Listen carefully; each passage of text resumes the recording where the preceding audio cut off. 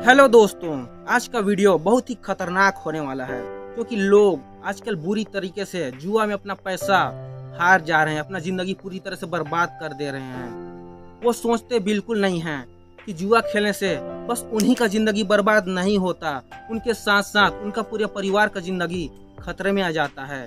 आपने कहीं सुना है कि कोई शराब पी कर अपना पूरा प्रॉपर्टी खत्म कर दिया है? ऐसा गिना चुना केस आया है। लेकिन जो इंसान जुआ खेलता है ना, उसका जिंदगी हमेशा के लिए बर्बाद हो जाती है।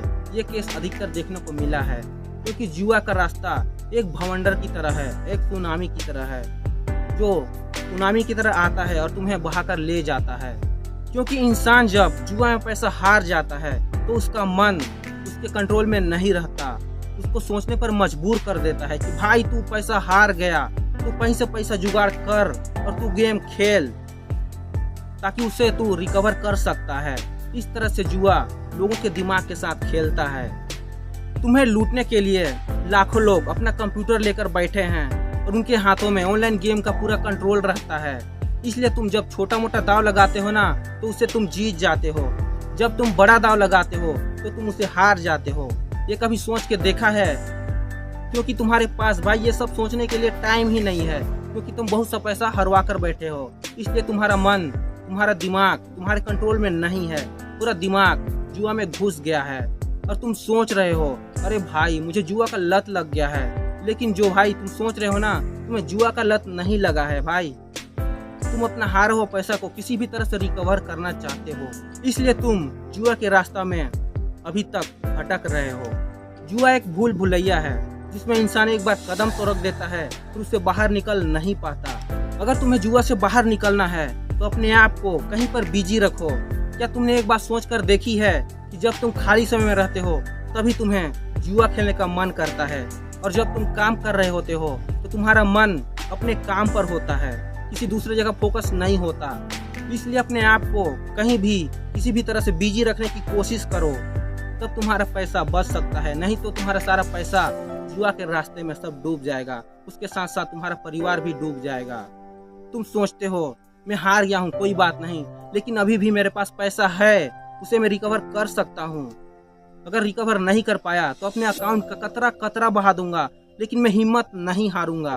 भाई तुम इतना जोरों शोरों से मेहनत कर रहे हो कि मैं हिम्मत नहीं हारूंगा, और मेरे फैमिली वाले रोड पर आने पर मजबूर हो जाएं, उनके बारे में बिल्कुल नहीं सोचते।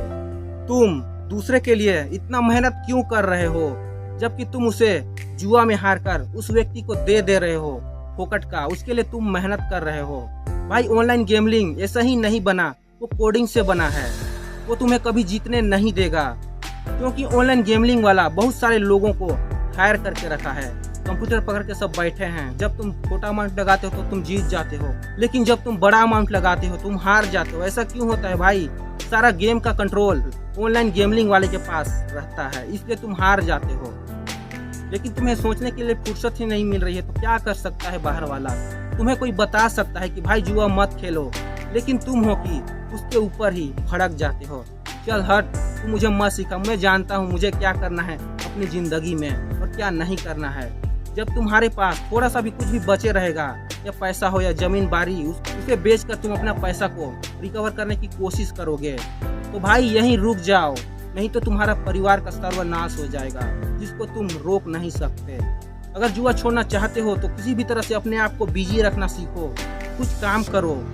तुम्हारे टाइम को इस प्रकार से शेड्यूल बनाकर रखो कि तुम्हारे पास सांस लेने की भी फुर्सत ना हो, तब जाके तुम्हारा जुआ से बाहर निकलने का रास्ता खुल सकता है। जितना बोलने में आसान लग रहा है उतना है नहीं, लेकिन कोशिश करने में क्या जाता है। बोलते हैं लोग कोशिश करने वालों की कभी हार नहीं होती। इसलिए अगर मेरी बात अच्छी और वीडियो सच्ची लगी होगी तो वीडियो को लाइक और चैनल को सब्सक्राइब जरूर कर देना। मिलते हैं नेक्स्ट वीडियो में, तब तक जय श्री राम।